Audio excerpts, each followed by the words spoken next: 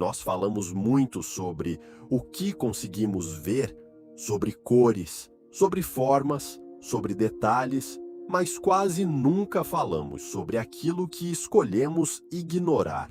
Existe um ponto cego na sociedade, e ele não está nos olhos, está na forma como enxergamos a diferença. O mundo foi projetado para um tipo específico de corpo, um tipo específico de percepção, um tipo específico de funcionamento, e qualquer pessoa que saia desse padrão precisa se adaptar.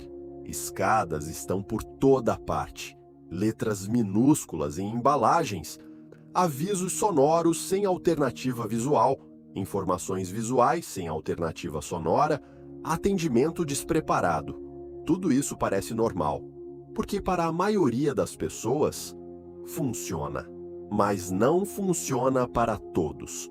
Segundo a Organização Mundial da Saúde, mais de 1 bilhão de pessoas no mundo vivem com algum tipo de deficiência. No Brasil, o IBGE aponta que milhões de pessoas possuem limitações visuais, auditivas, físicas ou cognitivas. E mesmo assim, a estrutura social ainda parte do princípio de que todos enxergam, ouvem, andam e percebem da mesma maneira. Esse é o primeiro ponto cego.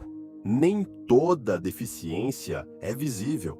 Algumas não têm cadeira de rodas, não têm bengala, não têm aparelho aparente. Algumas estão na audição, na visão periférica, na percepção de profundidade, no processamento cognitivo, na fadiga constante, na dor silenciosa. E às vezes, a maior dificuldade não é a limitação, é explicar a limitação. O problema da deficiência invisível é simples. Se as pessoas não veem, elas não acreditam. Frases como: "Mas você parece normal", "Nem parece que você tem algo", "Mas você está enxergando agora", revelam algo maior. A sociedade tem dificuldade de entender que deficiência não é ausência total. Muitas vezes é limitação progressiva, ou parcial, ou variável. Durante muito tempo, a deficiência foi vista apenas como um problema individual, algo que precisava ser corrigido, superado, escondido. Mas hoje, existe um conceito chamado modelo social da deficiência. Ele diz que o problema não está apenas na condição da pessoa, está na estrutura que não considera diferentes formas de existir. Se um prédio não tem rampa, o problema não é a cadeira de rodas. Se um site não tem acessibilidade, o problema não é o usuário. Se um ambiente depende exclusivamente de visão perfeita, o problema não está apenas nos olhos. Esse conceito muda tudo, porque transforma a conversa de limitação pessoal para limitação estrutural. Existe outro ponto cego: a romantização. A sociedade ama histórias de superação, mas raramente questiona por que a superação foi necessária. Transformar alguém em herói por conseguir fazer algo básico em um ambiente que não foi feito para ele é, muitas vezes, ignorar o problema estrutural. Quando tudo é tratado como superação, a responsabilidade deixa de ser coletiva e volta a ser individual. Superação é inspiradora, mas acessibilidade deveria ser regra, não exceção.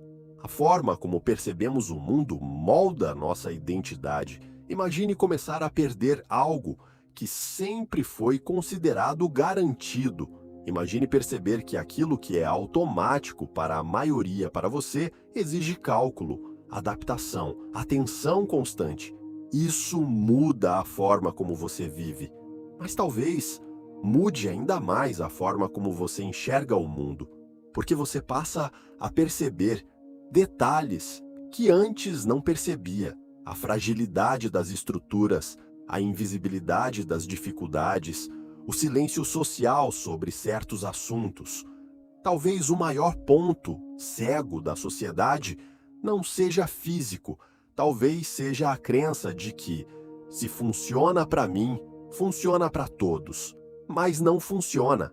E reconhecer isso não é fraqueza, é maturidade social.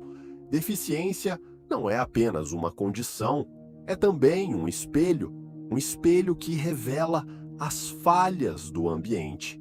Talvez o verdadeiro ponto cego nunca tenha sido a falta de visão. Talvez seja a falta de percepção coletiva. O mundo não precisa de mais histórias de superação. Ele precisa de menos barreiras invisíveis. E talvez enxergar isso seja o primeiro passo. Qual é o ponto cego que você ainda não percebeu?